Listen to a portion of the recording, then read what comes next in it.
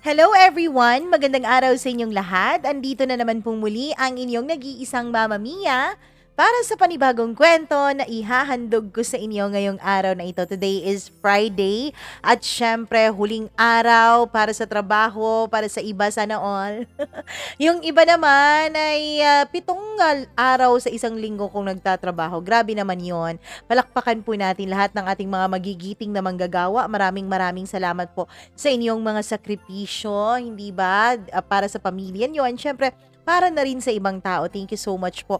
At nagpapasalamat din ako dahil kahit busy kayo sa mga ginagawa nyo sa buhay, busy kayo sa inyong mga diskarte, sa inyong pagpapahirap at syempre sa inyong pakikibaka lagi araw-araw sa inyong mga trabaho o kung ano pa man ang inyong ginagawa, ay binibigyan nyo pa rin ako ng pagkakataon at ng panahon para makasama kayo ngayong mga sandaling ito. Maraming salamat po talaga. Siyempre lahat na ng ating mga commentators na laging nagko-comment, laging nagpapa-shoutout. Yung iba po kung hindi kayo ma-shoutout on the day or next day, ibig sabihin nun, meron akong mga ni-record na parang 2 o 3 kwento. Charot!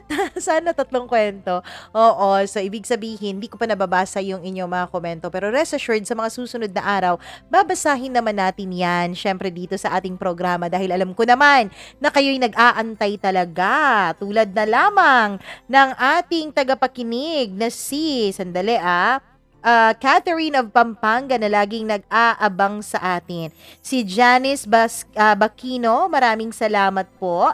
Hello rin kay Shumi9688, maraming salamat. Clarissa Borsena, thank you so much. Aaron Britannico, maraming salamat Aaron sa pakikinig mo. From Santiago, Chile! Hello sa inyo po. Berna Albano, maraming salamat. Hello raw sa asawa niyang si Christian Dumali. Josephina, thank you so much. Liza Chen. Jocelyn De La Cruz, thank you. Emily La Cuesta, ayun. Kimberly, maraming salamat po sa inyong pagkikinig. At syempre, dito tayo sa Held for Review. Ganon. Hello kay Jerna Quezon, maraming thank you. Hello rin kay Jonathan Pentinio. Maraming salamat sa iyo. Ayan, maraming salamat din kay Christina Season. Thank you sa inyo dyan. Kay Ambo, Maricel, Delia, Jocelyn, Jeanette, Riza, Gina, May, Emily B, and Rose. Hello rin kay Marvy Montesilio na laging nag-aabang daw. Tulad nung Tuesday na wala tayong upload, nag-abang raw siya. Baka raw 3 p.m. i-upload. Maraming salamat at pasensya na po talaga. Hello rin kay Sonny Pahora. Maraming salamat sa iyong pagkikinig. And syempre kay Emily Aceres, maraming salamat sa iyong pagkikinig. Gemaline Taberejo from Bagao, Cagayan. Hello po. Hello rin kay Jinky Ekalner. Maraming salamat from Dumapit family sa Zambales. Belated happy birthday raw sa anak niyang si Daryl James Solis. Thank you so much sa inyong pagkikinig. Ana Liza Ebat, maraming salamat. Hello rin kay Gloria Villonar. Hello rin kay Bea Aguilar or Be Aguilar. Maraming salamat. Ayan, hello rin kay Ann Migs. Thank you so much sa iyong pakikinig. And syempre, hello rin kay Esli Rabino. Maraming salamat, Esli. Hi rin kay, sino ba to? Sai Sigayo. Merong isa dito na wala namang pangalan yung kaniyang pa-shoutout. Walang pangalan yung kaniyang, yung, ano ba yon, yung username niya, ayun. Ano Buno, maraming salamat sa iyong pakikinig. Ayun, hindi na makaka-amiesta, ano yon? Hindi ko alam yun eh. Hello rin kay Ronald Feliciano. Maraming salamat sa iyong pakikinig. Hello rin sa asawa niyang si Jeline Tiamzon. Birthday niya raw sa May 16. Kahapon yung birthday niya. Belated happy birthday sa'yo. Hello rin kay Ray Miranda. Maraming salamat. Dina Aliparo. Jenny V. Pineda. Alona 3964. Hello po sa inyo. Maraming salamat. Veron Amparo, thank you so much sa iyong pagkikinig. Merchi Vlog Bukalig. Papi 2894. Maraming salamat, Papi. Thank you so much. Jinky Bruela. Maraming salamat. Doris De Leon, Ernie Orbiso. Maraming salamat sa iyong pagkikinig. Ailey Syukom. Ayan, maraming salamat sa'yo. Manuel Alonzo, thank you din. Gladys Bakbak. Ayan, belated Happy Mother's Day. Jesame, thank you, Jesame. Ayan, Jesame talaga, M-E, M-E-H. Oh, me, 'di ba?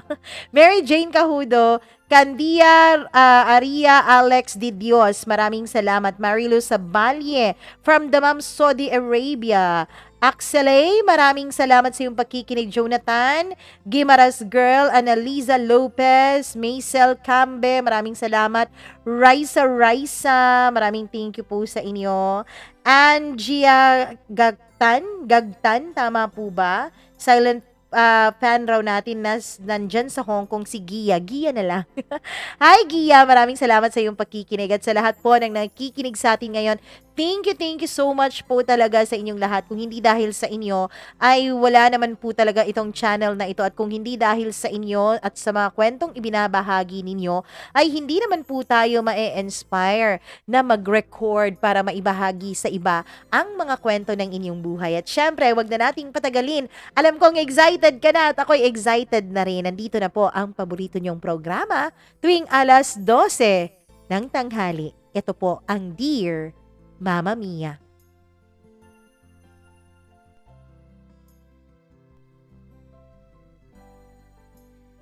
Lagi nating naririnig ang mga katagang laging nasa huli ang pagsisisi. Dahil ba ito sa hindi natin nalalaman kung gaano kahalaga ang isang bagay o isang tao habang hawak-hawak pa natin ito? O dahil sigurado tayo na kahit gaano tayo katarantado, hindi pa rin niya nagagawang lumayo. Dear Mama Mia, magandang araw sa inyong lahat at maraming salamat po in advance kung sakali mang isa ang kwento kong ito sa inyong mapipili para mai-ere sa inyong YouTube channel na Mama Mia CDO. Isa po ako sa mga libo-libo niyong tagapakinig. Actually, nung nakaraang taon ko lang na-discovery itong channel niyo. At mula pa noon, kahit wala pa pong pag-greetings, ay lagi na po talaga akong nakikinig araw-araw. Mula po nung gabi pa kayo kung mag-upload, at kahit inilipat nyo ang mga uploads nyo sa iba't ibang oras, ay lagi ko po itong inaantabayanan. Kayo po kasi ang isa sa mga inspirasyon ko sa buhay. Actually, Mama Mia, ikaw po ang isa sa mga taong pinagkakatiwalaan ko na pakikinggan ko ang bawat payo. Kayo rin po ang naging dahilan kung bakit ito ang desisyon ko ngayon sa buhay ko. Mama Mia, nawa po ay magustuhan nyo ang kwentong ibabahagi ko sa inyo ngayon. Ang kwento kung papaano ako naging isang matatag na babae. Mama Mia, I was in college nung una akong ma-in love.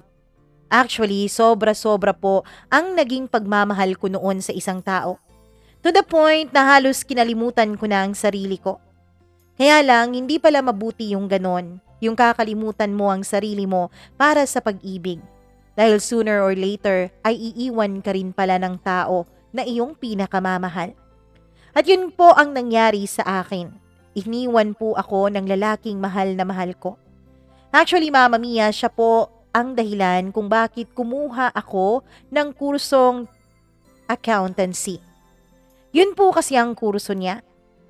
At sabi niya, Mama Mia, pang matatalinong tao lang daw yun, kaya naman kinuha ko para magpa-impress sa kanya. Matagal na kaming magkakilala pero college ako nung maramdaman ko ang bugsok ng damdamin para sa kanya. At nung naging okay na nga kaming dalawa, Mama Mia, at napansin na rin niya ako sa wakas, nung pumasok ako sa pagiging accounting student, ay nagkaroon din kami ng relasyon. Mahal na mahal ko siya. Kaya lang, Mama Mia, mahal din naman niya ako, pero hindi niya ako priority. Nasa panghuli ako sa listahan niya, kung nandoon man. Palagi po siyang maraming ginagawa at palagi po siyang maraming gustong ma-achieve sa buhay. Hanggang sa isang araw ay napilitan na lang niyang sabihin sa akin ang katotohanan na hindi na niya ako kaya pang samahan hanggang sa matupad ang mga pangarap niya para sa akin. Mas inuna niya po ang kaniyang pangarap, ang kaniyang pamilya at ang kaniyang sarili. at iniwanan niya ako sa ere. Habang ako naman noon, Mama Mia, ay nagsastruggle talaga. Ang totoo ay muntik pa akong mapatigil sa pag-aaral ko dahil naapektuhan ito. At mula nga noon, sinabi ko sa sarili ko, hinding-hindi na ako iibig pa. Sinabi ko sa sarili ko, hinding-hindi na ako muli pang magpapapasok ng lalaking mas mamahalin ko kaysa sa sarili ko. Sabi ko noon, kailangan kong pigilan ng sarili kong magmahal ng sobra-sobra nang sa ganoon kapag nasaktan ako ay kakayanin kong bumangon nang walang naaapektuhan na kahit na anong aspeto ng buhay ko. Noon kasing maghiwalay kami nung first boyfriend ko, Mama Mia, maging ang relasyon ko sa mga magulang ko ay apektado. Lahat ng tao ay shinut off ko sa buhay ko. Wala akong pinapasok, kinalimutan ko ang lahat dahil sa sobrang sakit. Pero Mama Mia, naisip ko hindi pala yun dapat. Ang love life pala ay isang aspeto lang ng buhay at hindi ito ang kabuuan ng buhay mo. Marami pang pwedeng mangyari sa buhay mo, kaya dapat ay huwag kang tumigil na mangarap at huwag kang tumigil na umasa. Kaya lang, pagdating sa love life ay tumigil na talaga ako. Buti na lang at nakabawi pa rin ako, Mama Mia, at naipasa ko pa rin lahat ng mga major subjects ko. Meron naman akong binalikan pero minor lang yun, kaya naman nagawa ko rin yun kapag summer vacation. Hanggang sa nakapagtapos ako. Hanggang sa, Mama Mia, nag-board exam ako at sinuwerte naman na nakapasa. Masayang-masaya ang mga magulang ko noon. Ang akala nila ay magpa-practice na ako sa pagiging accountant, pero Mama Mia, wala talaga doon ang puso ko. Hindi ko talaga gusto ang maging isang accountant. Sabi ko nga sa inyo kanina, pinasok ko lamang ang bagay na yon dahil sa pagmamahal ko sa isang lalaki. Pinanindigan ko na lang. Pero nung makapagtapos na ako ay ayoko nang maging accountant. Ang gusto ko talaga ay maging teacher. Buti na lang at sinabi naman ng teacher ko dati na nangangailangan daw sila ng isang professor para sa mga first year student. Agad akong nag-submit ng aking curriculum vitae at maswerte naman ako na nakapasa dahil kakapasa ko lang din noon sa board exam. I was 22 years old noon, Mama Mia. Ang totoo niyan ay masayang-masaya ako dahil yun po talaga ang passion ko, ang pagtuturo. Ang gusto ko talagang kunin noon ay secondary education. Kaya lang dahil sa pag-ibig, kumuha ng BS Accountancy. Buti na lang at naipasa ko. Buti na lang at natupad din ang pangarap ko na maging isang guro. Mama Mia, first day of class. Siyempre, dapat magpa-impress ako at dapat maagang-maaga ako. Pumasok ako sa unang section na aking pagtuturuan. Hindi ko alam na ang pagtuturo pala, Mama Mia, ay siya palang babago ng buong buhay ko. Siya palang babago ng aking mundo. Dito ko po nakilala si Troy, Mama Mia. Si Troy ay estudyante ko. Pero ang totoo niyan ay mas matanda pa siya sa akin ng isang taon. 23 years old na siya, Mama Mia, at kaka-first year pa lang niya sa college dahil nga bulakbol siya. Galing sa isang magandang pamilya si Troy. Galing sa pamilya na maraming mga professionals at maraming pera. Maimpluwensya ang kanilang pamilya sa lugar namin. Nung makita ko nga ang kaniyang apelyido ay na-recognize ko agad yun dahil may classmate ako na gano'n ang apelyido. Yun pala ay pinsan niya yun, Mama Mia, na kanya ring kaidaran. Kaya lang si Troy dahil tumigil ito sa pag-aaral nung second year high school dahil sa nagbulakbol, kaya nahuli ito. Ang daming beses na rin itong nag-shift. Una, BS Psychology ang kanyang kinuha. Pangalawa, AB English naman. Pangatlo, hindi ko alam kung anong kurso yun dahil ayaw niyang sabihin. At pang-apat na nga, itong accountancy, Mama Mia, kung saan first year pa siya at ang mga kasabayan niya ay 16 years old pa lamang. Kaya naman siguro hindi nagkakaroon ng matalik na kaibigan si Troy sa kanilang klase. Dahil na rin siguro, Mama Mia, sa pagiging mas matanda niya kesa sa mga kasabayan niya. At dahil doon ay nagkakilala kaming dalawa. Sinabi niya sa akin na kilala niya raw ako dahil nakita niya raw ako noon sa birthday ng pinsan niya. Ah, oo. Pauline nga pala. sabi ko. Pwede bang Pauline na lang ang itawag ko sa'yo kapag walang ibang nakakarinig, ma'am? Ano? Pwede naman. Naaasiwa din akong tawagin mong ma'am mas matanda ka pa sa akin. Ouch naman, grabe ka naman. Huwag mo namang ipangalanda ka na matanda na ako. Pero sa tingin ko okay lang naman tong edad ko, 'di ba? Hindi naman karera itong pagiging college student. At isa pa, ayos din naman ang buhay ko eh. Oo naman, sabi mo eh. Wala naman akong pakialam kung anong gawin mo sa buhay mo. Pero Pauline, promise ko sa'yo, ikaw ang magiging inspirasyon ko para pagbubutihin ko na ang pag-aaral ko ngayon, sabi niya. Mama Mia, aaminin ko, kinilig ako nung sinabi niya yon. Gwapo kasi talaga si Troy. Magaling manamit, malinis tignan at ang bango-bango kahit na pinagpapawisan. Siguro nga ganun talaga ang amoy mayaman, Mama Mia. Mabango sila kahit pawis pa nila ang kanilang gawing perfume. Ang totoo niyan ay naging close kaming dalawa ni Troy online. Magka-text din kami at magkatawagan tuwing gabi. Mama Mia, nai-impress din ako sa kaniyang mga exams kasi matalino siya. Sadya nga lang talagang bulakbol siya. Well, ang accountancy naman talaga, Mama Mia, sabi nila ay nangangailangan ng maturity sa pag-iisip. Kasi logic daw po ito. Well, totoo naman. At alam ko na mas advantage kay Troy yun kasi mas matanda siya kaysa sa mga kaklase niya. Mama Mia, tinotoo po ni Troy ang kanyang sinabi. Naging magaling siyang estudyante. Araw-araw siya kung pumasok. Hindi rin siya nalilate, lalo pat una po ang subject ko sa kanyang pinapasukan sa araw-araw. 7 a.m. ang pasok namin. 6:30 pa lang ay nasa paaralan na siya dahil 6:45 ay nasa loob na ako ng classroom nandun na siya. Kapag wala pa kaming ibang kasama sa classroom ay nag-uusap kaming dalawa na para bang magkaibigan lang. Na para bang hindi kami mag-teacher at estudyante. Pero kapag kaharap ang iba niyang mga kaklase, syempre, teacher nila ako. Ayoko naman na isipin nila na inaabuso ako ni Troy. Hanggang sa matapos na nga ang semester na yon at mas naging close kaming dalawa ni Troy.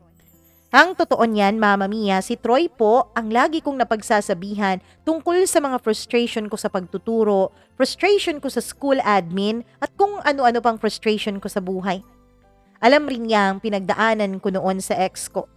Ewan ko ba, feeling ko nakatagpo ako ng aking other half sa kanya. Na para bang natagpuan ko ang isang taong makakaintindi sa akin at numan nang mangyari sa buhay ko. In short, naging close kaming dalawa. Kaya naman nung nagtapos na ang semester na yon ay nagkaroon ng outing ang section nila. Inimbitahan nila ako, Mama Mia, dahil ang sabi nila ako raw ang pinaka-cool nilang teacher. Hindi raw ako mahahalatang teacher lalo na kapag sa labas dahil lagi lang daw akong nakikisama sa kanila. Para lang din daw akong estudyante at kaklase nila. Oo, Mama Mia, naging ka-close ko nga ang batch na yon dahil sila ang unang batch ng tinuruan ko. Special sila sa buhay ko. At mas lalo pang naging special dahil kay Troy.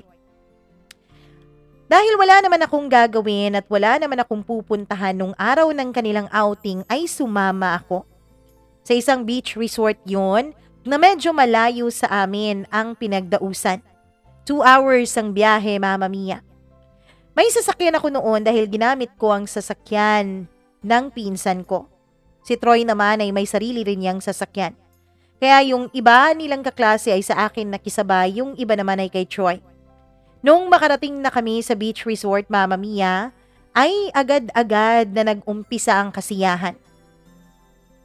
Merong nagluluto, merong naliligo, merong nagbi-videoke, meron ding mga sumasayaw at kung ano-ano pa, may nagba-volleyball din.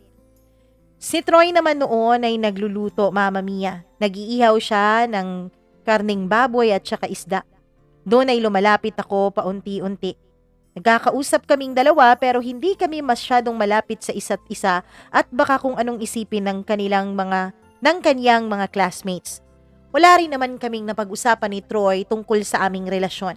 Ang naging importante lang sa amin noon ay nagkaroon kami ng sandigan at sandalan sa isa't isa.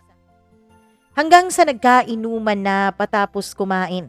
hanggang sa nagkalasingan na. Yung iba ay nauna nang umuwi, lalong-lalo na yung mga hindi pwedeng magpagabi dahil first year pa nga lang. Nag-commute na lang sila pabalik. Yung iba naman na masyadong spoiled sa mga parents ay Mama Mia, umarkila na lang ng cottage sa kabilang resort dahil wala namang cottage doon. Inaya pa nila ako at sumama naman ako. Mama Mia, nung mga panahon din na yun ay uminom ako. Ewan ko ba kung bakit? Hindi naman ako umiinom talaga. Oo, may mga okasyon na umiinom ako pero pakonti-konti lang. Kapag lang kasama ko ang mga pinsan ko. Never akong uminom kasama ang mga kaibigan ko. Ngayon lang po talaga. Hanggang sa nagkalasingan na nga ang lahat at kanya-kanya ng pwesto para matulog. Ako naman ay pumwesto na rin noon para mahiga na. Dinalaw na ako noon ng antok ko, Mama Mia. Akala ko ay tuloy-tuloy na akong makakatulog. Kaya lang biglang may kumalabit sa akin. May kumalabit sa aking balikat. Hindi ako gumigising. Actually, gising ang diwa ko pero antok na antok talaga ang aking mga mata. Kaya naman hindi ko magawang imulat yon. Pikit na pikit pa rin kahit na ang totoo ay nakikiramdam na ako sa paligid ko. Pauline, Pauline, tawag niya. Alam kong si Troy yon. Wala namang ibang tumatawag sa pangalan ko sa klase na yon kundi siya lang. Pauline, halika. Lipat tayo. Sabi niya. Hewan ko ba kung dala ba ng espiritu ng alak o dala ba ng kanyang magagandang pananalita at baritonong boses kung bakit ako napamulat na lang, Mama Mia, at bumangon na lang para sumama sa kanya. Pagkabangon ko ay hinawakan niya ang kamay ko. Tapos sinanyasan niya ako na huwag maingay. Dahan-dahan lang tayo, baka magising sila. Bulong pa niya sa akin. Ako naman ay napahagik-gik dahil sa kiliting dala ng kanyang hininga sa aking tenga. At nung makalabas na kami ay pumasok kami sa isa pang cottage. Teka, bakit tayo nandito? Sarado po ang cottage na yun, Mama Mia. Tulad din ng cottage na pinanggalingan namin. Inarkila ko to para sa ating dalawa, sabi niya. Ano? Bakit? Pauline, pasensya ka na pero matagal ko na talagang gustong gawin to. Pagkasabi niya noon ay agad niya akong sinunggaban ng halik. Ako naman, Mama Mia, hindi ko alam kung bakit pero parang idinuyan ako noon sa mga ulap dahil sa mga halik na yon. Hindi naman po marahas ang kaniyang pagkakahalik. Ang totoo niya ay ramdam na ramdam ko ang pagiging malambot ng kaniyang mga labi. Ramdam na ramdam ko, Mama Mia, ang pag-iingat niya sa mga labi ko. Hindi nagtagal ay sinusuklian ko na rin ang mga halik niya. Ginagantihan ko na rin ang mga haplos niya. At tumuungol na rin ako, Mama Mia, kapag nadadampi sa balat ko ang kanyang kamay. Ewan ko ba, napakalamig naman ng gabing yon dahil nasa harapan kami ng dagat. May aircon pa talaga, Mama Mia, pero parang init na init ang pakiramdam ko nun. Parang nasasabik ako. Lalo pa, Mama Mia, nung dahan-dahang ibinaba ni Troy ang mga halik niya sa akin. Yung parang mga butterfly kisses. Yun bang magaan na mga halik lang, Mama Mia? Yun bang parang dinadampi lang niya ang kanyang labi sa aking balat na hindi masyadong idinidikit? Para bang nangaakit? Para bang sinasabi niya sa akin na lumapit pa ako at ipagdiinan ko pang sarili ko sa kanya? Which is, yun naman talaga ang ginawa ko. Ako na mismo ang humalik sa kanya, Mama Mia. Ako na rin mismo ang nagtanggal ng mga botones sa suot ko. Nakapantulog na kasi ako noon. Siya naman, Mama Mia, ay sabik na sabik rin sa akin. Wala kaming sali-salita. Mga katawan at mga labi lang namin ang nag-uusap. Mama Mia, patay din ang ilaw nung gabing yun pero dahil cottage naman yun at hindi naman masyadong sarado, ay may pumapasok pa rin na paunti-unting ilaw mula sa labas. Ewan ko ba kung masagwa pero para sa akin nung mga panahon na yun ay romantic na romantic ang dating. Hinalikan pa niya ako. Bago niya tinanggal ang kahuli-hulihang saplot na suot ko. Mama Mia, sa ilalim ng mga mumunting ilaw ay nakita na niya ang buo kong katawan. Pagkatapos noon ay binulungan niya ako. Napakaganda mo, Pauline. Tama nga ako. Napakaganda mo. Pagkatapos niya akong bulungan ay bigla niyang dinilaan ang aking tenga. Bagay na siyang nagpahina ng aking mga tuhod at bigla na lang akong napayakap sa kanya baka matumba pa ako. Tumawa na lang siya, Mama Mia, pagkatapos ay binuhat niya ako at pumunta na kami sa may kama. Inilagay niya ako ng dahan-dahan sa kama habang hinahalikan. At nung nakahiga na ako ay siya naman ang nagtanggal ng kanyang mga saplot na suot. Mama Mia, first experience ko yon. Dahil yung ex ko naman ay wala namang nangyari sa amin. Hindi naman kami nag-sex. Oo, may mga halikan, may mga momol, pero hanggang dun lang. Mama Mia, kung sino pa ang hindi ko boyfriend, siya pa talagang pinag-alayan ko ng aking katawan. Sa ingay ng hampas ng mga alon sa gabi, sa ingay ng mga ibon na nasa paligid, at syempre sa ingay ng hangin sa paligid namin, Mama Mia, yun lang ang naging saksi nung gabing yun sa nangyari sa aming dalawa ni Troy. Paulit-ulit, Mama Mia.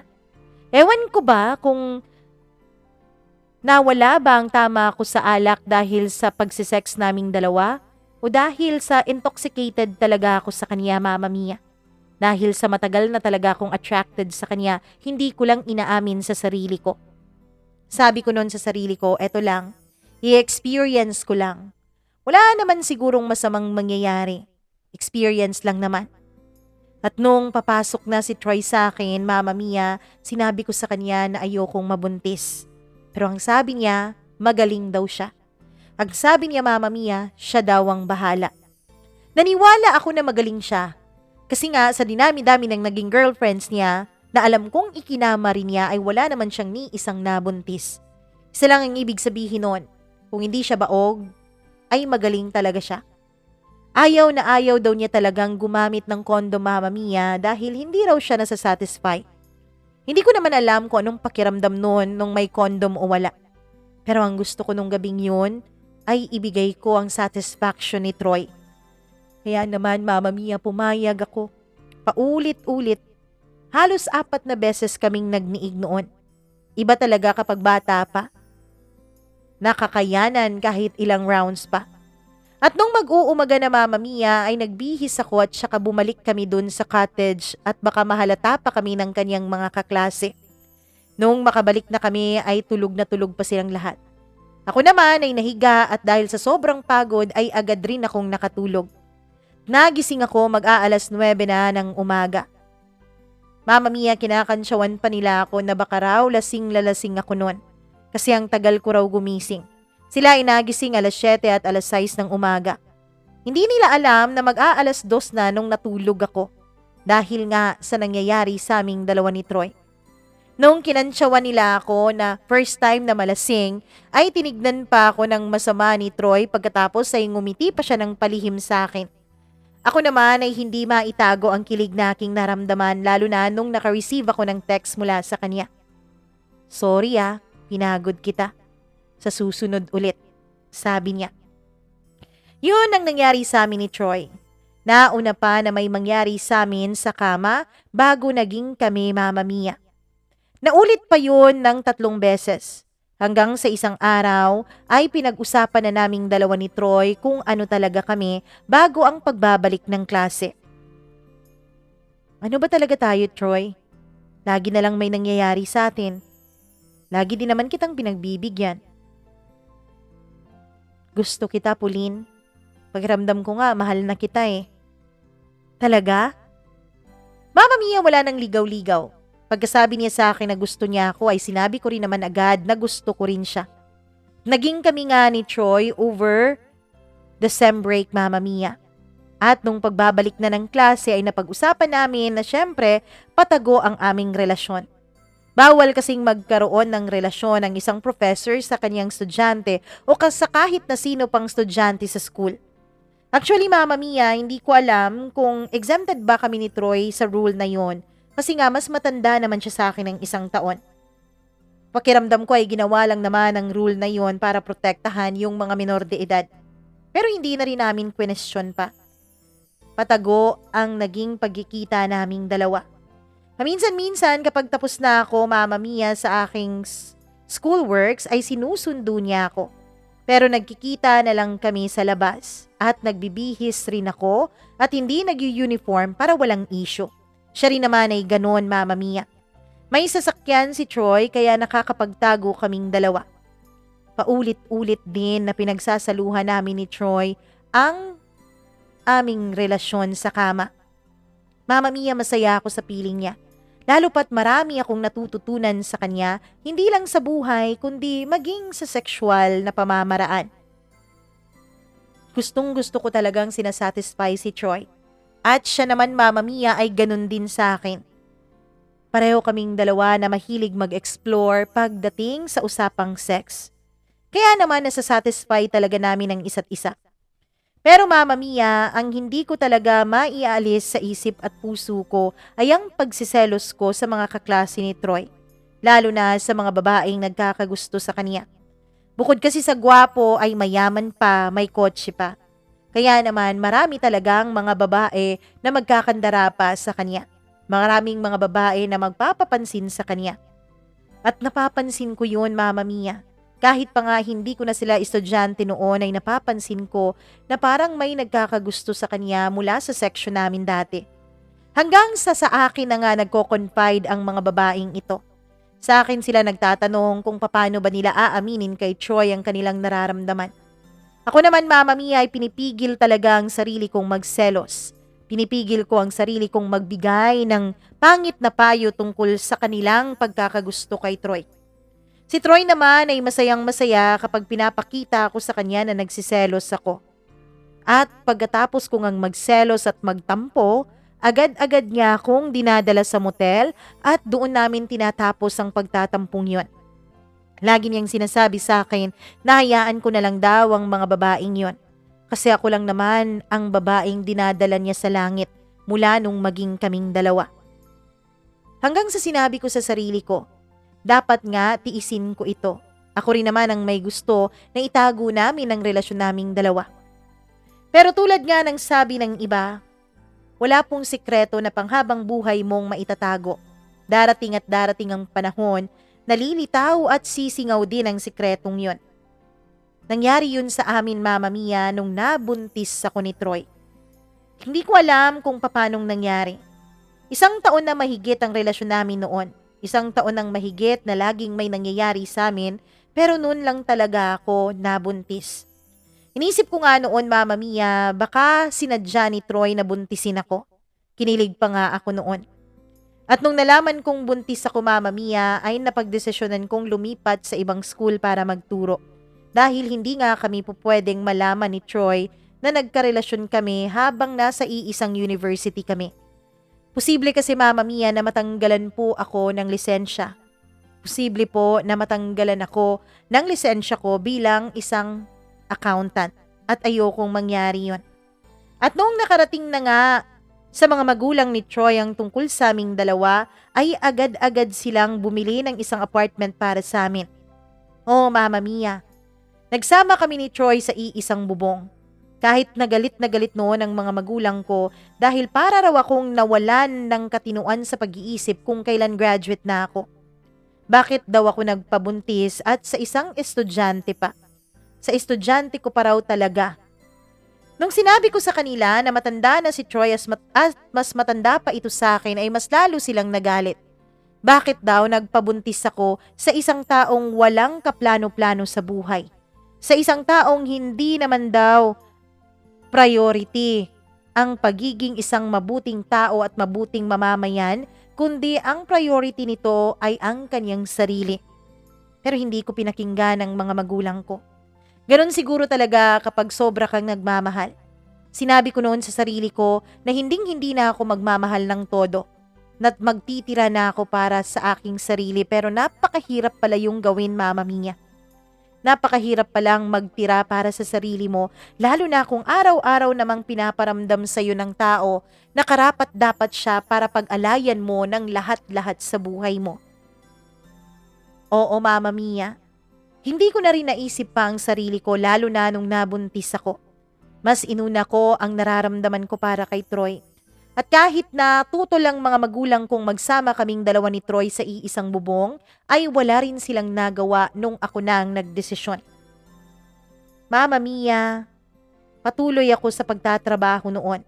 Patuloy rin si Troy sa kanyang pag-aaral dahil ang sabi niya, kailangan niya raw tapusin yun para sa aming mag-ina. Natuwa naman ako, Mama Mia. At sa unang mga buwan ng pagbubuntis ko ay alagang-alaga naman ako ni Troy. Sinasamahan niya ako sa check-up ko. At tuwing gabi, Mama Mia, ay araw-araw na rin na may nangyayari sa amin.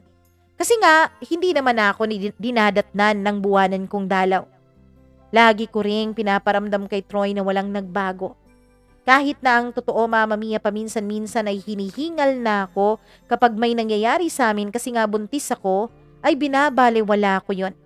Mas inuuna ko ang pangangailangan ni Troy. Alam ko kasi, Mama Mia, na mahilig talaga siya sa sex. Ayokong hanapin niya yun sa iba. Pero Mama Mia, darating at darating din palang panahon na magiging ganon ang mga pangyayari. Lalo na nung lumalaki na ang tiyan ko. Para na akong butete. Nangitim pa talaga ako lalo, Mama Mia. Medyo maitim na rin talaga ako. May pagkamorena kasi. Pero mula nung mabuntis ako ay nangitim ang batok ko, ang kilikili ko.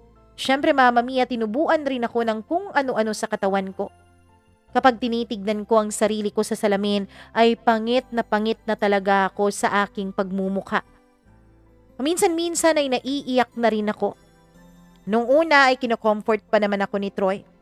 Pero habang papangit ako ng papangit, pakiramdam ko, Mama Mia, ay nawalan na rin ng amor sa akin ang lalaking mahal ko. Hanggang sa lagi na lang siyang pumupunta sa kanyang mga barkada. Mama Mia, kung noong unang mga buwan ng pagbubuntis ko ay gabi-gabi niya akong ginagalaw sa kama, nung nag 5 months na po ang aking pagbubuntis ay halos hindi na niya ako magawang tabihan. Napakatagal niya akong umuwi ng bahay.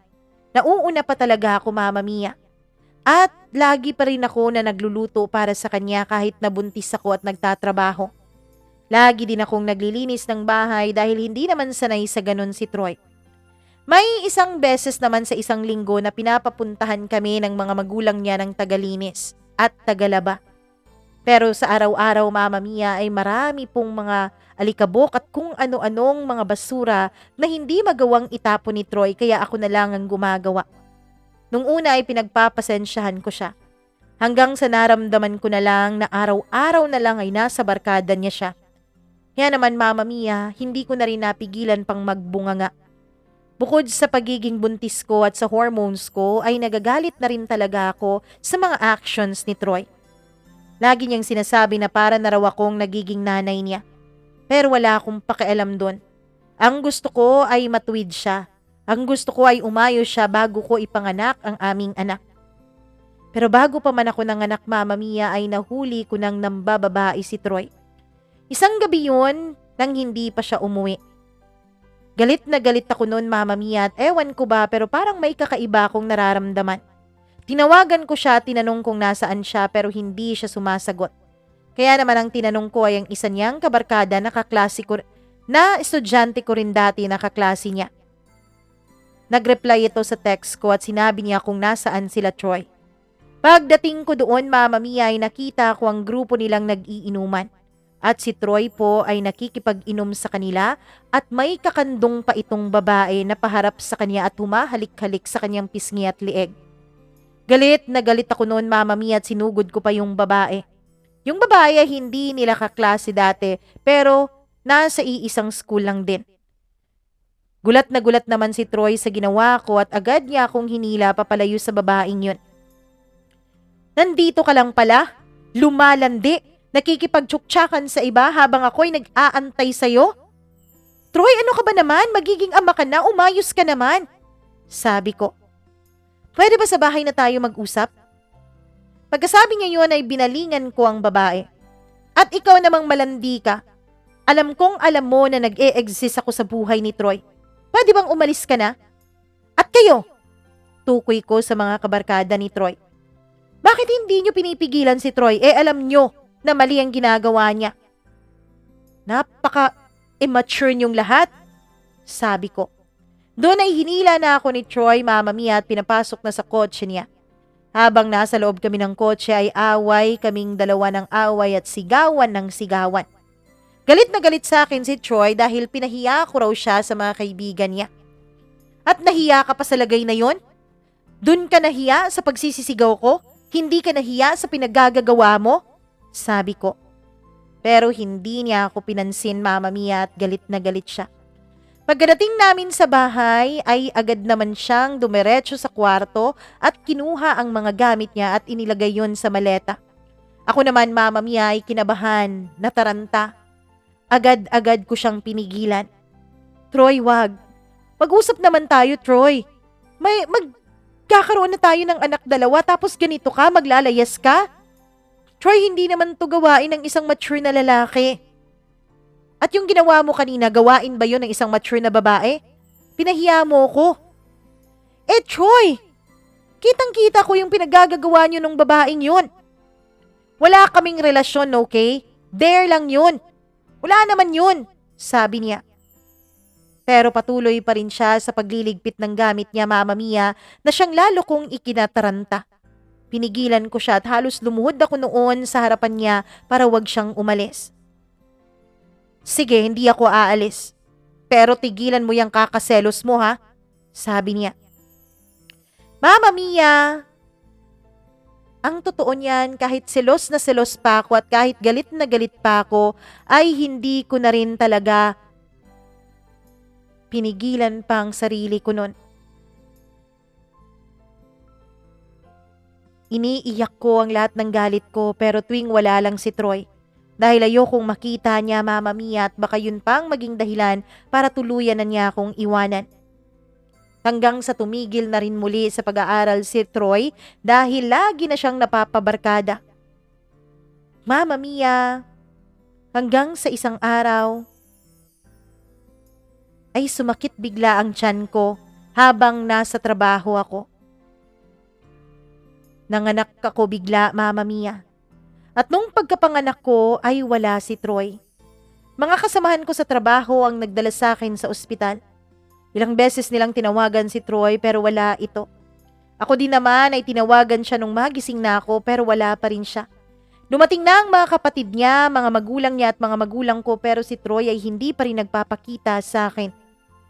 Mama Mia, muntik na talaga ako noon na ma-overfatigue dahil sa mga pangyayari. Dalawang araw pagkatapos kong manganak ay inuwi na ako sa bahay ng mga magulang ko.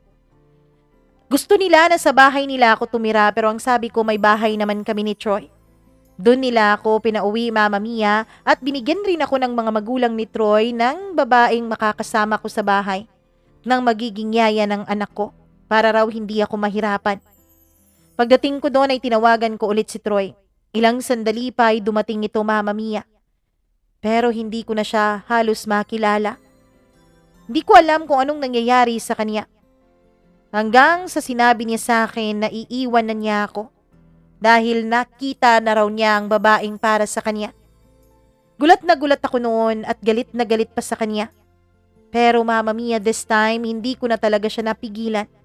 Kinuha niya ang mga gamit niya at nung pinipigilan ko siya at niyayakap ay Mama Mia, itinutulak niya akong palayo. Huwag ka na nga mag-inarte, Pulin. Tapos na tayo, hindi na kita mahal. Troy, may anak tayo. Paano tong anak natin? Sila mama nang bahala sa'yo. Susuportahan ka naman nila eh. Susuportahan din nila yung bata. Kung alam ko lang, Troy. Kung alam ko lang na magiging ganito ka, hindi sana ako nagpagalaw sa'yo. Kasalanan mo rin eh, naniwala ka.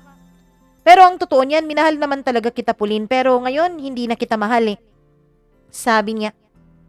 Mama Mia, umiyak pa ako at nagmamakaawa sa kanya pero wala talaga siyang amor para sa akin. Nilisan na niya ako pati na ang anak ko. Ni hindi man lang niya tinignan ang anak naming dalawa. Mama Mia, nung umalis si Troy ay tinawagan ko ang mga magulang niya. Sinabi ko sa mga ito na babalik na ako sa mga magulang ko. Na hindi ko kailangan ang pera nila at ang suporta nila. Pero nag-insist sila, Mama Mia. Kahit yung katulong na lang daw ang magiging ambag nila sa pagpapalaki sa bata. Hindi na rin ako umalma pa dahil ang gusto ko noon ay magbalik agad sa trabaho. Habang naka-maternity leave ako ay nag-file ako ng resignation doon sa school na pinagtuturuan ko. Mama Mia, nag-apply din ako sa isang accounting firm. Swerte naman dahil nandun ang classmate ko Mama Mia dati, kaya naman natanggap din ako sa accounting firm na yon. 3 buwan ang maternity leave ko at pagkatapos noon ay dun na ako nag-duty sa accounting firm. Mama Mia, kahit sobra ang pagmamahal ko noon kay Troy, ay hindi ko hinayaan na masira nito ang buhay ko. Dahil ngayon, hindi na lang para sa akin ang buhay ko Mama Mia, kundi para na rin sa anak ko. Para na rin sa anak ko na inabandona na rin ng kanyang ama.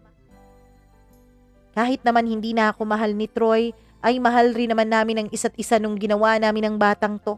Kaya wala siyang kasalanan. Bunga siya ng pagmamahal. Kaya sabi ko Mama Mia sa sarili ko, kahit na umalis na si Troy sa buhay namin, kahit na sumama na ito sa ibang babae, ay palalakihin ko ng maayos ang anak ko. Mama Mia, nalaman ko na lang na si Troy ay nakipag-live-in na pala sa iba. Katulad niya ay mayaman din ang babaeng yun. Katulad niya Mama Mia, ay happy-go-lucky din ang babaeng yun. Hindi katulad ko na siguro ang tingin sa akin ni Troy ay parang nanay niya, na lagi siyang pinagsasabihan, na lagi siyang kinokorek sa mga maling ginagawa niya. Saan nga ba nagbago ang lahat sa amin ni Troy? Alam ko, dun sa mga panahon na buntis na ako, dun sa mga panahon na isinaalang-alang ko na ang kapakanan ng magiging anak namin at hindi na lang ang bawat araw na ine-enjoy namin tulad ng dati naming ginagawa. Naisip ko noon Mama Mia, masyado pala talagang immature ang lalaking pinili kong mahalin. Masyado pala talaga siyang self-centered at wala nang ibang mahalaga sa kanya kundi ang kanyang sarili. Kaya hinayaan ko na lang siya. Mama Mia, unti-unti ay nagmo-move on ako sa buhay nang hindi nakasama si Troy. Tuloy ang buhay. Tuloy ang ikot ng mundo. At nung nag-umpisa na nga akong magtrabaho, Mama Mia, dito ko nga naramdaman na parang napakahirap pala talaga. Kahit na may katulong naman, courtesy of mga magulang ni Troy, ay hindi ko rin naman talaga maiaalis na mag-alala sa anak ko. Hanggang sa nakilala ko na si Luis. Si Luis ay isang senior partner sa accounting firm na pinagtatrabahuan ko. Binata siya Mama Mia. Malaki ang agwat ng edad namin, halos 10 taon. Tinanong ko pa siya noon kung bakit siya binata pa rin. Pero ang sagot niya, dahil inuna raw niya noon ang kanyang karera. Pero ngayon daw Mama Mia na nakilala na niya ako ay susubukan niya raw na isaayos ang buhay niya. Nung nakilala ko si Luis Mama Mia, ay lagi na lang niyang pinaparamdam sa akin na hindi ako nag-iisa sa mga hamon ng buhay. Lagi niyang pinaparamdam sa akin na nandito lang siya palagi. Lagi rin niyang pinaparamdam sa akin na kamahal-mahal ako. Na hindi ako kapalit-palit. Na hindi ako ang babaeng dapat iniiwanan lang sa isang tabi. Na dapat ako ay babae na inaalagaan. Alam ni Luis ang kwento ng buhay ko Mama Mia at ang sabi niya, tanggap niya ako at ang anak namin ni Troy. Pero sinabi ko nun sa sarili ko, hindi pa ako handa. Hindi pa ako handa para sa panibagong relasyon. Sabi ko kay Luis, maghanap na lang siya ng iba. Maghanap na lang siya ng babaeng tatanggap sa kanyang pag-ibig. Mama Mia, maganda na ang buhay ni Luis. Stable ang kanyang trabaho, may sariling bahay, may sariling kotse at may sariling ipon. Kahit sinong babae ay magiging maswerte kung siya ang mapipili ni Luis para gawing asawa. Pero alam ko Mama Mia, magiging unfair ako kay Luis dahil kahit pa sinabi kong nagmo-move on ako, ng mga panahon na yon ay mahal ko pa rin si Troy. Pero nag-antay si Luis. 1 taon ang inantay niya Mama Mia bago ko siya sagutin. Naisip ko noon na maganda rin talaga kapag sinagot ko si Luis. Mama Mia, unti-unti ay may nararamdaman rin naman ako sa kanya. At nakikita ko naman na magiging mabuti siyang ama sa anak ko. Ang totoo niyan, anak ko po ang iniisip ko, kaya ako sinagot si Luis. Habang lumalaki kasi siya, Mama Mia, ay mas ninanais ko na sana bigyan siya ng kumpletong pamilya. Alam kong magiging mabuting ama si Luis, kaya naman sinagot ko siya. Pero 6 na buwan pa lang mula nung naging kami ni Luis ay bigla na namang nagparamdam sa akin si Troy. Nung una ay nagchat-chat lang siya, nangangamusta sa akin at sa anak niya. Hindi ko siya sinasagot, Mama Mia. Ang totoo niyan ay blinak ko pa siya dahil sa galit pa rin ako sa ginawa niya sa akin noon. Hanggang sa tinawagan na niya ako at hindi ko alam kung paano niya nakuha ang bago kong cellphone number. Hello? Hello, Pauline? Pauline, wag mong ibababa si Troy to. Ano naman ba, Troy? Akala ko ba wala na tayong pakialamanan? Akala ko ba masaya ka na sa buhay mo? Akala ko ba wala kang pakialam sa akin o sa anak mo? Pauline, patawarin mo ko. Please, patawarin mo ko. Magsama ulit tayo. Mahal kita. Mahal ko kayo ng anak mo. Ngayon, mahal mo na ako. Bakit? Dahil hindi nag-work out yung pinalit mo sa akin? Dahil iniwanan ka? Dahil mas happy-go-lucky siya kaysa sa'yo? Pauline, hindi yun ang nangyari. Mutual decision naming dalawa na maghiwalay dahil naramdaman ko nga na mahal pa rin kita. Ewan ko ba, Mama Mia? Kahit na kami na noon ni Luis, kahit na alam kong mahal ako ni Luis at handa niya akong panindigan at ang anak ko, hindi ko alam kung bakit nadala pa rin ako ni Troy. Siguro nga dahil mahal ko siya at siguro nga alam na alam ni Troy kung paano ako paiikutin. Isang yakap, isang halik, isang I love you, isang iyak at isang pagmamakaawa lang ay agad-agad na nalulusaw ang galit ko sa kanya. Agad-agad na nalalambot ang puso ko para sa kanya. In short, Mama Mia, ay hiniwalayan ko si Luis. Sinabi ko sa kanya ang totoo na gustong makipagbalikan sa akin ni Troy. Pero iniwanan ka na niya. Babalik ka pa rin ba sa kanya? Luis, ang gusto ko ay mabuo ang pamilya namin ng anak ko. Ang gusto ko at ang priority ko ay bigyan ng kumpletong pamilya ang anak ko. At mas kumpleto ang pamilya kung totoong ama niya ang aming kasama. Maging ang mga magulang ko, Mama Mia, ay nagalit sa desisyon ko na pabalikin sa buhay ko si Troy. Pero hindi naman ako sumama agad sa kanya. Hindi ako agad nakipag-live-in sa kanya. Ang sabi ko noon sa sarili ko ay bibigyan ko muna ng tamang pagkakataon at panahon para mas makilala pa namin ni Troy ang isa't isa. Para makita ko kung totoo ngang nagbago na siya. Mama Mia, pinakita rin naman sa akin ni Troy na nagbago na siya. That's it until 3 months. Pagkatapos kasi ng 3 buwan, Mama Mia, ay nagulat ako. Sinundo ako noon ni Troy sa trabaho. Ang sabi niya ay magdi-dinner kaming dalawa. Ang sabi niya ay may sorpresa daw siya sa akin. Pagkatapos ng dinner ay nagsorpresa nga siya, Mama Mia. Inaya niya akong magpakasal sa kanya. May dala-dala pa siyang singsing. Agad naman akong pumayag at masayang-masaya ang puso ko noon. Sa wakas ay matutupad ko na ang pangako ko sa anak ko na bibigyan ko siya ng totoong pamilya. Pero Mama Mia, habang pauwi kami nung gabing yun, ay nag-stop over muna kami sa isang gasoline station dahil naiihi na raw si Troy. Umayag naman ako, wala naman akong magagawa.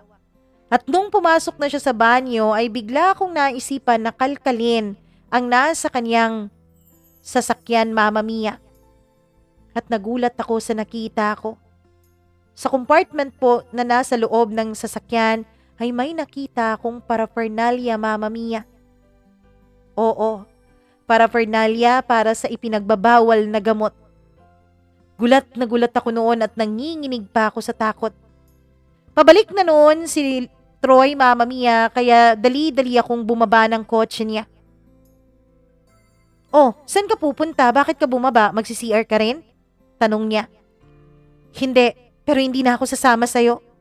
Eto, sabay hubad ko ng singsing ko at binigay sa kanya. Bakit? Anong problema?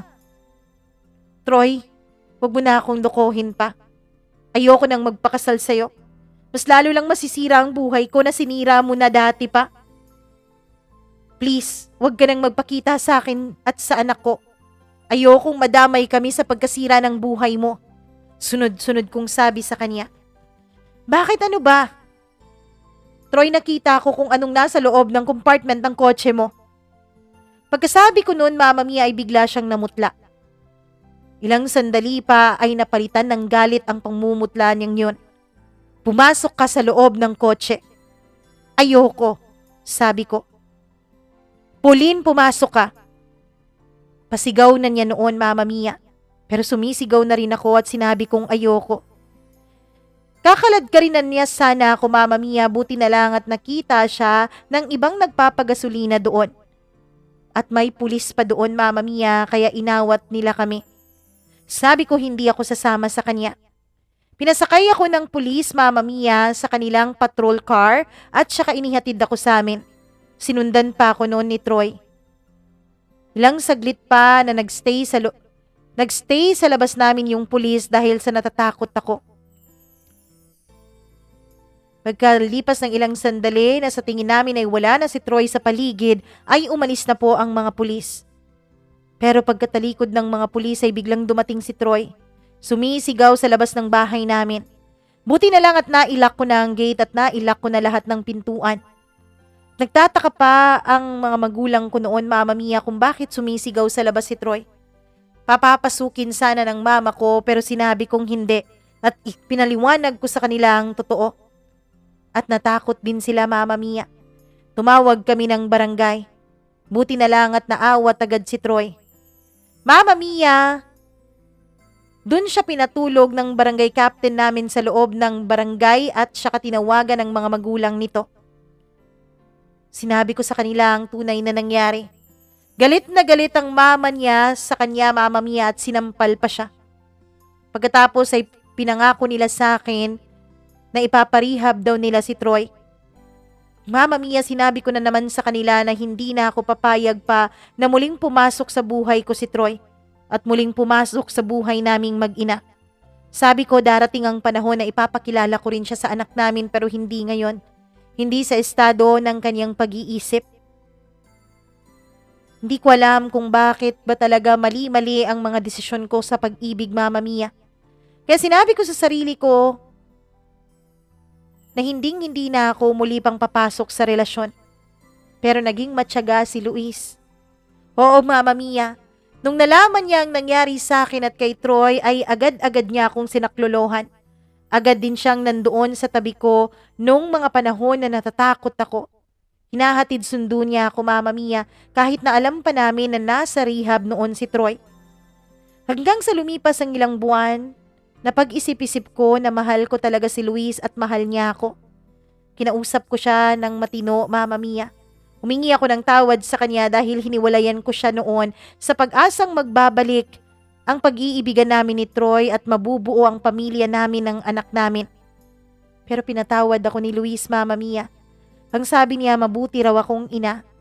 Mabuti raw akong babae. Kaya wala raw dapat akong ipag-alala dahil mahal na mahal raw niya ako.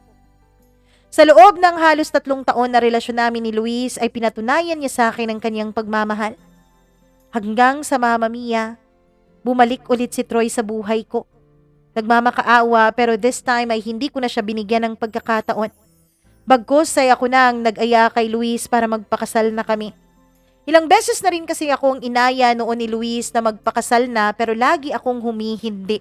Dahil lang naisip ko noon baka hindi ako sigurado. Baka kapag nagbalik ulit si Troy, ay kakalimutan ko ulit si Luis.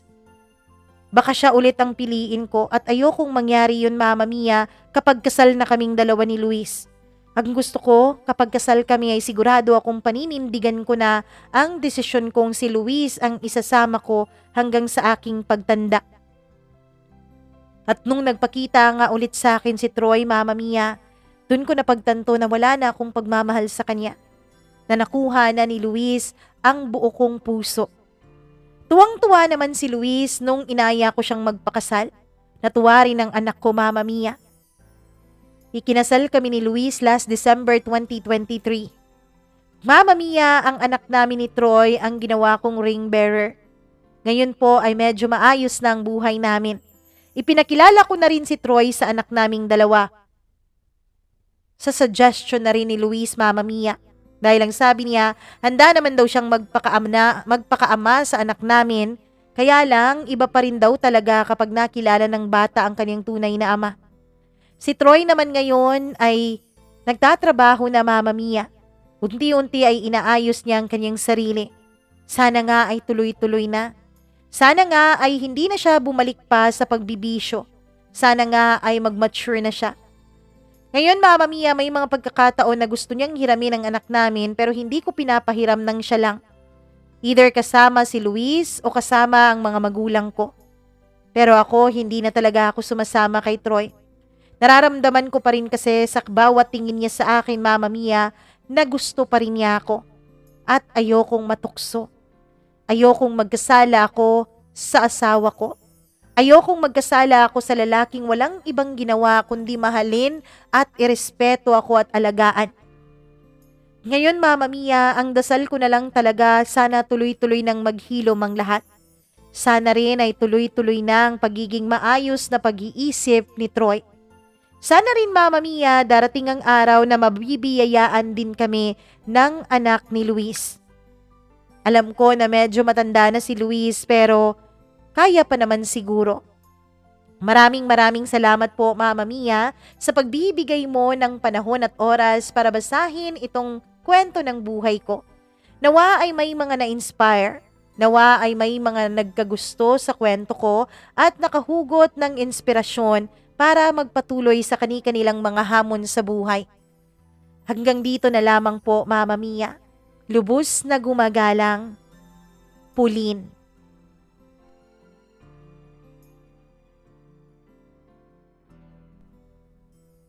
Pauline, hangad ko ay tuloy-tuloy nang maging maayos ang buhay mo. Maganda yan na hindi ka gumagawa ng paraan para makapagsulo kayong dalawa ni Troy. Tama yan. Kapag magkasama kayo ni Troy, dapat kasama mo rin si Luis. Kasi nga, lagi kong sinasabi dito, yung mga tukso, hindi dapat yan nilalabanan. Kasi wala talagang nananalo sa tukso. Kapag nararamdaman mo na parang matutukso ka, layuan mo agad, takbo ka agad palayo. Huwag mong labanan dahil hindi mo kaya yan. At kapag nalalapit ka na talagang matukso, please huwag mong kalimutang magdasal para tulungan ka ng Diyos para iwasan ang tukso at para ialis ito sa buhay mo. Maraming salamat, Pauline. Hangad namin ang matiwasay at masayang pamilya para sa inyong dalawa ni Luis. Kung ikaw na nakikinig ngayon sa kwento ni Pauline, kung nagustuhan mo ito, alam mo na, dapat i-like at i-share mo ang video na to para unti-unti ay dadami tayo dito sa ating community. Kung ikaw naman ay bago dito sa ating channel at hindi ka pa nakapag-subscribe, please do subscribe. Click the notification bell para lagi kang updated sa bawat video na ating i-upload. At syempre, wag na wag mong kakalimutan na pwedeng-pwede kang mag-share ng sarili mong kwento. Email ka lamang mamamia.cdo0317@gmail.com. Wag na wag mo rin kakalimutan. Ako naman, ito pinaka-importante na dapat kung hindi ka pa nakapagkinig sa iba nating mga kwento, please do click the Mama Mia CDO baba, tapos click videos and click playlist. Doon makikita mo na ang lahat ng videos na nai-upload na natin. Mga 400 na po ang ating mga na-upload, kaya maraming kwento kayong pagpipilian. Yung ibang mga kwento, pwede nyong kainisan, yung iba naman, pwede nyong paghugutan ng mga aral at inspirasyon. Muli po ako'y nagpapasalamat dito sa kaibuturan ng aking puso sa inyong araw-araw na pag-aabang at walang sawang pakikinig. Ako pong muli, si Mama Mia.